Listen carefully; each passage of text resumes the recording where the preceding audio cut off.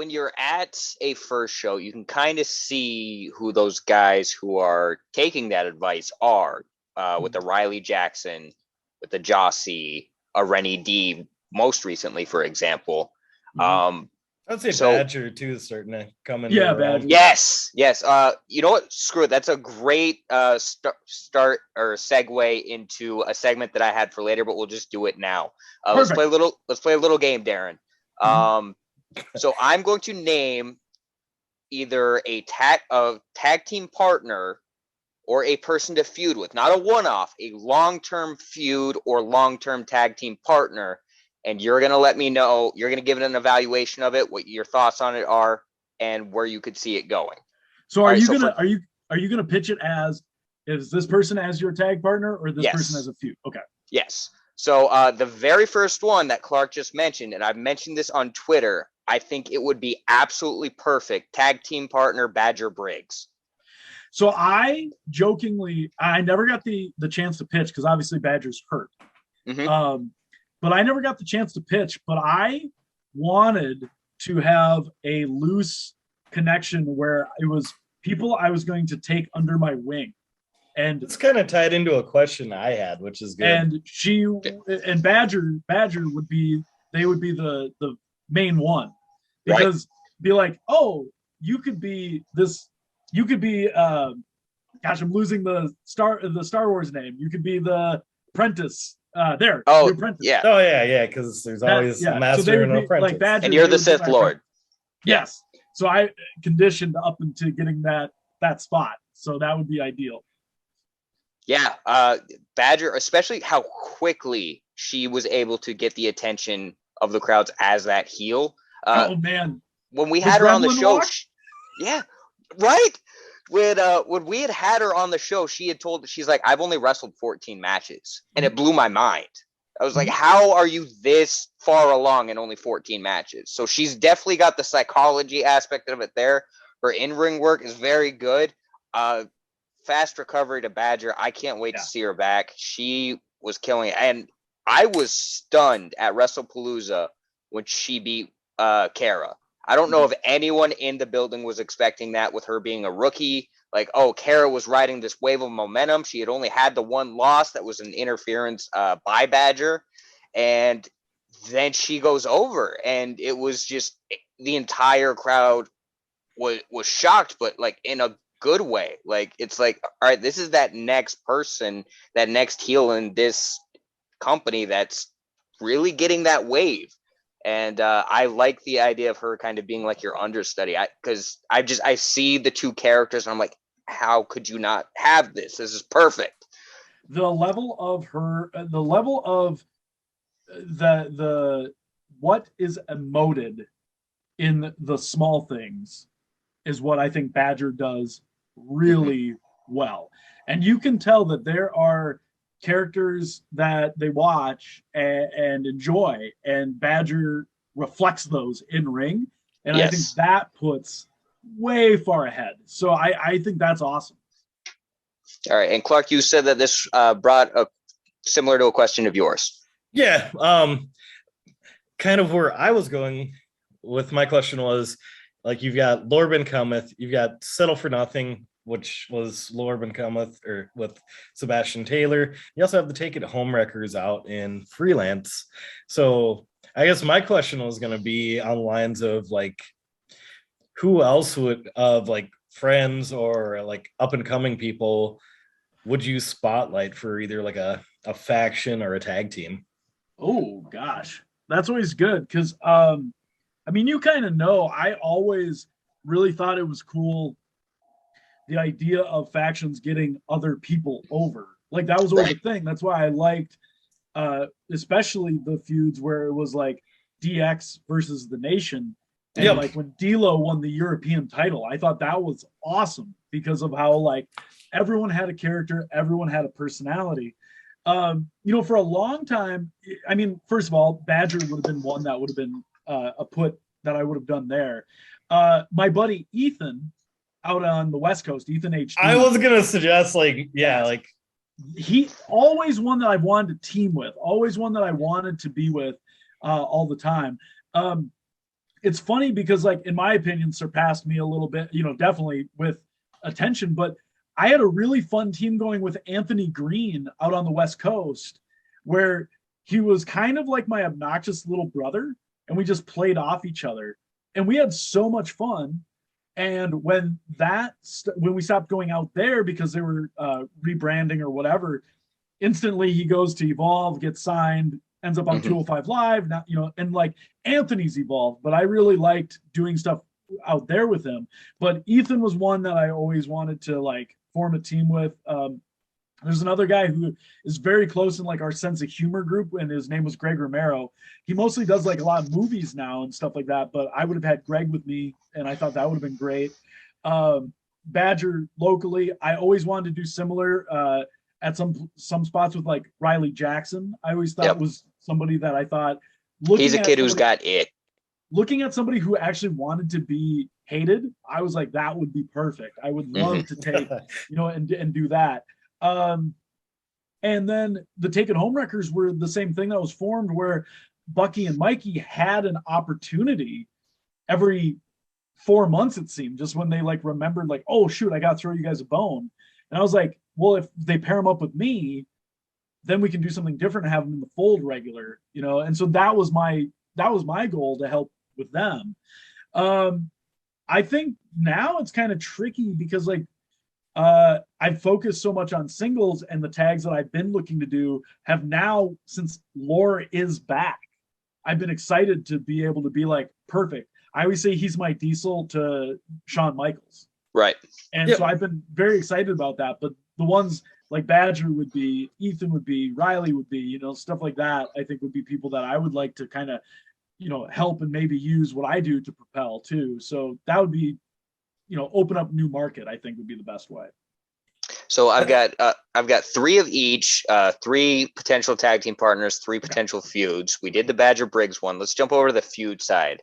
What would a feud between Darin Corbin and a Starboy Charlie look like? Oh my gosh.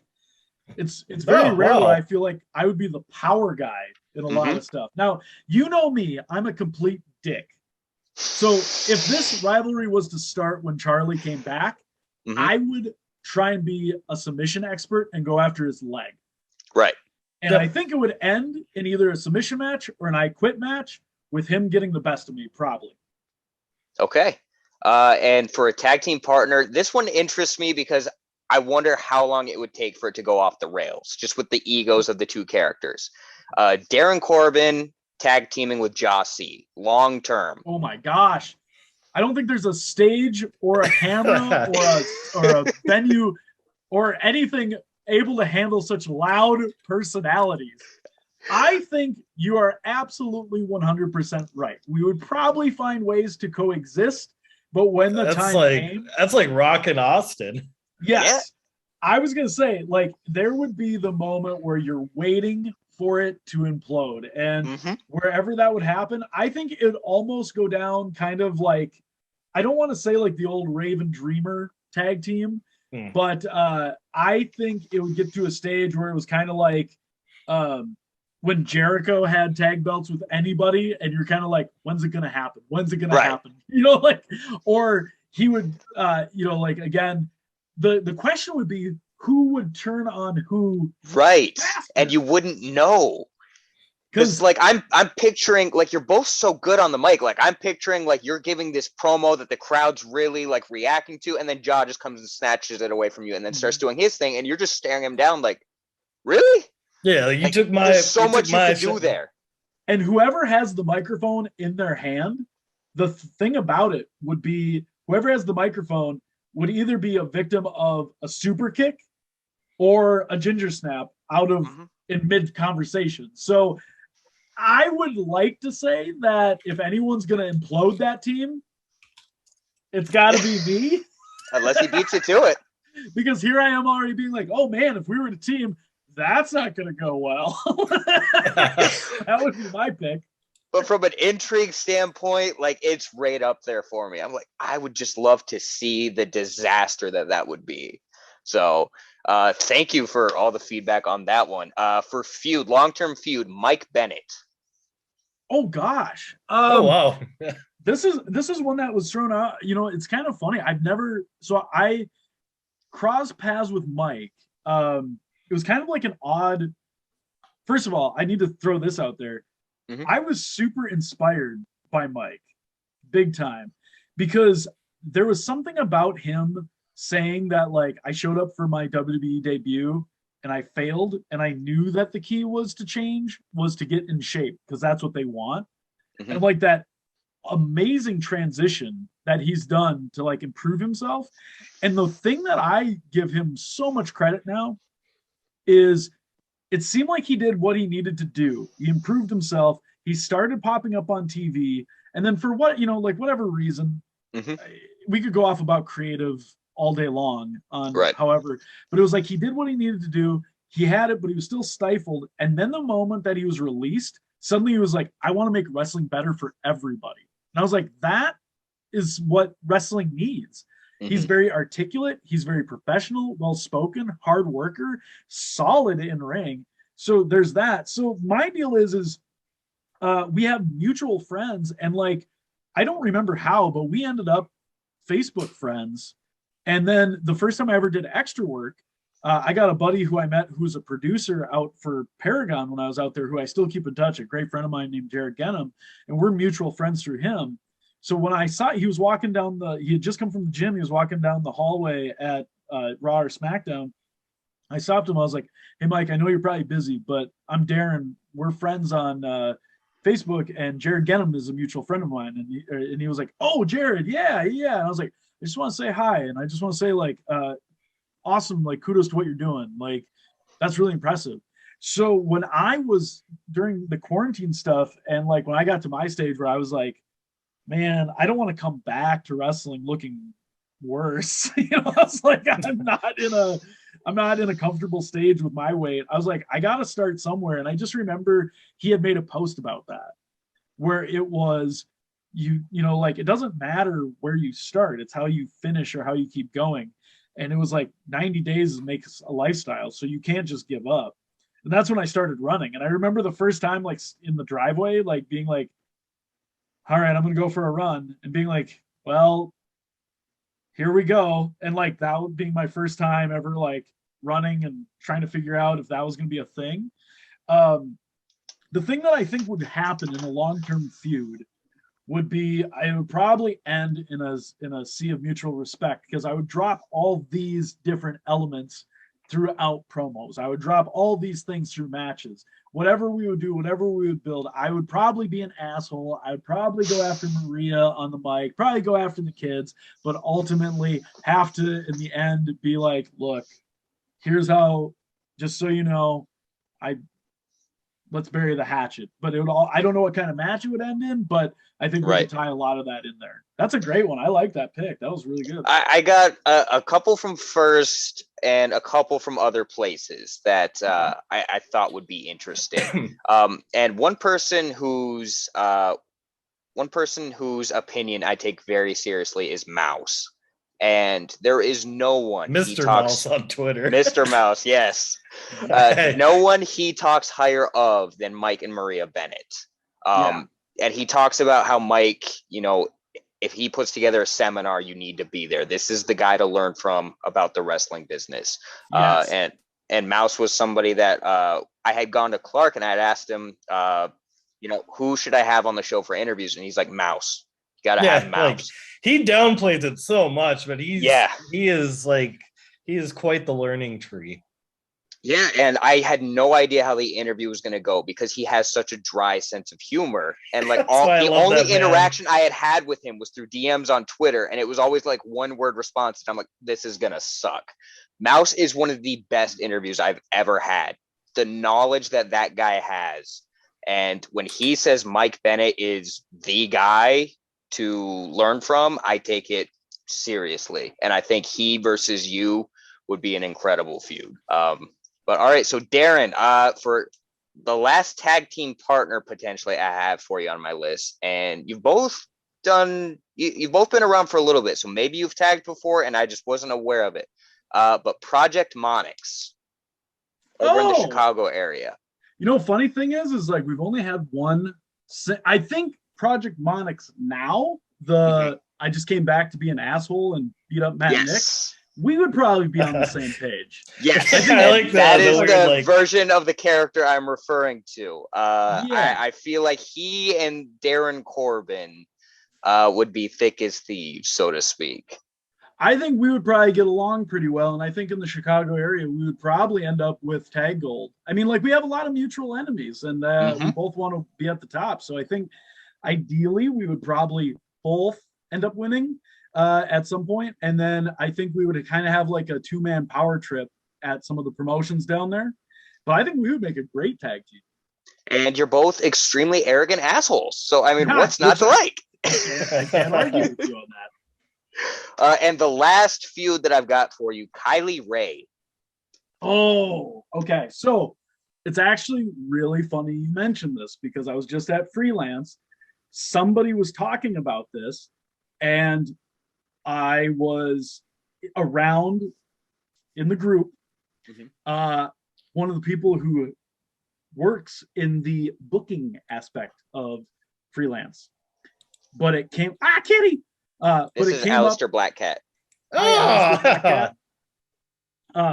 It came up as who have you not feuded or something like that, and Kylie was walking through, and it was just like I've never done anything with her, and the guy was like, "Wait, really?" I was like, "Yeah, I've never, but I've always wanted to do it in Chicago because being who I am in Chicago and her being who she is in Chicago writes itself." So I'm really hoping does. in 2022. Now, ideally, I don't want just one match with Kylie. I think I could go a whole year at Freelance and have it blow off at the end of the year. But I would absolutely love that feud. And it was something that I wanted to before. And it just never, stars never aligned. I was doing different stuff at the time. So hopefully, fingers crossed, that could actually be in the works. Yeah. And like I said, none of these I have in my head as one-offs. It would all be long-term, whether it be tag team or feud. And just with your character, there's just so many different avenues you can go with so many different people. And it just, that side of the wrestling business has always interested me. I've always been curious about the creative side.